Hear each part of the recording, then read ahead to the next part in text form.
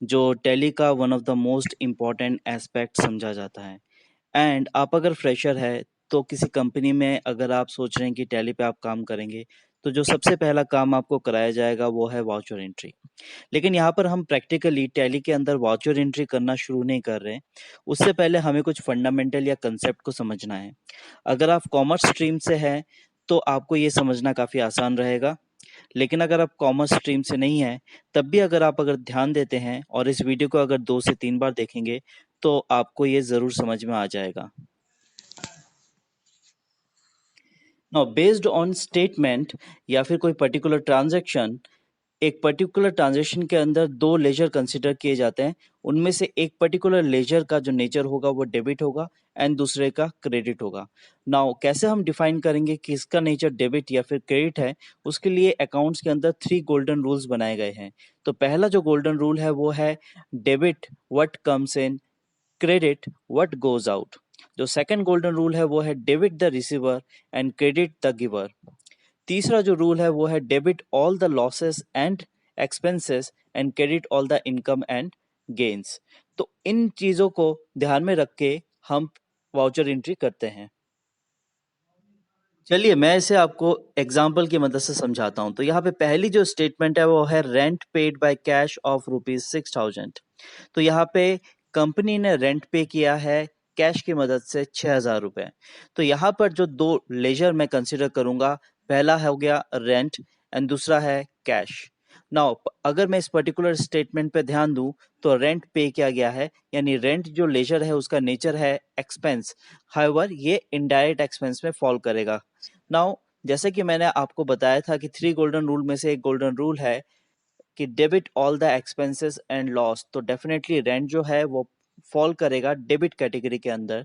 तो definitely cash will be credit. मैं ये चीज समझ सकता हूँ कि जो नॉन कॉमर्स बैकग्राउंड वाले स्टूडेंट्स हैं उनको ये कंफ्यूजन हो सकता है कि जो 3 गोल्डन रूल्स बताए गए हैं उनमें से किस पर्टिकुलर रूल को पर्टिकुलर स्टेटमेंट पे अप्लाई किया जाए। तो ये डेफिनेटली एक्सपीरियंस एंड प्रैक्टिस के साथ ही आएगा। तो अकॉर्डिंग टू एंट्री यहाँ पे होगा रेंट अकाउंट डेबिट, जैसे कि कहा था, टू कैश। सेकंड स्टेटमेंट है यहाँ पे commission received with cheque of SBI bank of ₹8,000। यहाँ पे कमीशन मिला है, यानी कि कमीशन हो गया इनकम, एंड वो जो मिला है वो मिला है with the help of SBI bank का चेक। तो definitely that part will be debit. तो इसकी एंट्री कुछ इस तरह से होगी, that is SBI bank account debit to commission credit. सामने हम 8,000 की वैल्यू को लिख देंगे। चलिए आ जाते हैं हम अपनी तीसरी एंट्री पे। तो वो एंट्री है cash deposited into SBI bank of ₹12,000। यानी कंपनी की कैश अकाउंट से कंपनी के एक और अकाउंट जो कि बैंक अकाउंट है एसबीआई में पैसे गए हैं। तो यहाँ पर जो है देखना पड़ेगा कि कौन रिसीवर है और कौन गिवर है। तो कंपनी का जो कैश अकाउंट है वो गिवर है एंड एसबीआई का बैंक अकाउंट जो है वो रिसीवर है। तो रिसीवर होता है डेबिट। तो हो गया SBI bank account debit to cash account credit of ₹12,000। तो जब भी आप दो अकाउंट्स के बीच के ट्रांजैक्शन को देखें तो उसी तरह से इसको सॉल्व करने की कोशिश कीजिए। तो इसकी एंट्री कुछ होगी इस तरह से, आप देख सकते हैं स्क्रीन पे। इसका अगला जो एग्जांपल है वो है cheque of ₹4,000 of HDFC bank deposit into SBI bank. Clearly SBI bank यहाँ पे रिसीवर है एंड एचडीएफसी बैंक गिवर है। तो इसकी जो एंट्री होगी वो कुछ इस तरह से होगी, that is SBI bank account debit to HDFC bank credit of 4,000। आते हैं इसके फिफ्थ एंट्री पे, वो है salary due to with outstanding salary of ₹15,000। तो यहाँ पर जो दो लेजर है, पहला है सैलरी आउटस्टैंडिंग यानी सैलरी ड्यू, एंड दूसरा जो कंपोनेंट है वो है salary.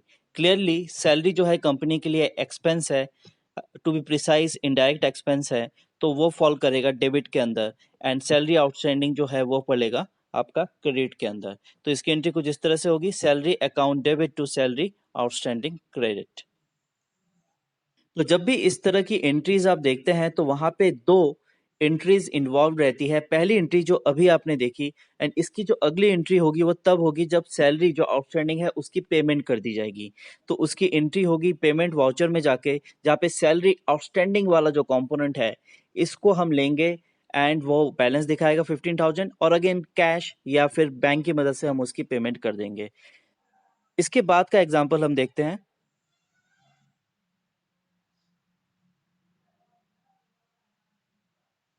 A petty cash account open with cash rupees 5,000। Again दो अकाउंट के बीच का ट्रांजैक्शन है। पहला अकाउंट है कैश अकाउंट एंड दूसरा है पिटी कैश अकाउंट। यहाँ पे पिटी कैश अकाउंट रिसीवर है एंड कैश गिवर है, तो of course cash account debit to petty cash account credit होगा। अगर आपको नहीं पता पिटी कैश क्या है, पिटी कैश वो अकाउंट होता है जो कि दिया जाता है डेली के कुछ खर्चों के लिए, जैसे कि चाय या फिर पेन लाना हो या बाकी कुछ। तो चलिए इसकी एंट्री को हम थोड़ा सा देख लेते हैं। तो ये रहेगा कुछ ऐसा, petty cash account debit to cash. Last entry हम देखते हैं इसकी, वो है interest paid to mister Shyam of ₹8,000। यहाँ पे इंटरेस्ट पे किया गया है कैश की मदद से। नाउ इंटरेस्ट डेफिनेटली एक्सपेंस है, तो ये होगा interest account debit to cash. Now यहाँ पे आप कह सकते हो कि कैश मेंशन नहीं है। जिस भी किसी स्टेटमेंट में जहां पर कैश मेंशन नहीं हो वहां पर हम कैश ही कंसिडर करेंगे, बैंक कंसिडर नहीं करेंगे। तो इसकी एंट्री कुछ ऐसी होगी, interest account debit to cash account credit of ₹8,000। जो 7 एग्जाम्पल्स हमने यहाँ पे लिए हैं उसके अंदर मैंने ज़्यादातर वाउचर एंट्रीज को कवर करने की कोशिश की है। इसके बाद जो हमारा नेक्स्ट इम्पॉर्टेंट स्टेप रहता है वो कि ये किस तरह के वाउचर एंट्री में फॉल करते हैं।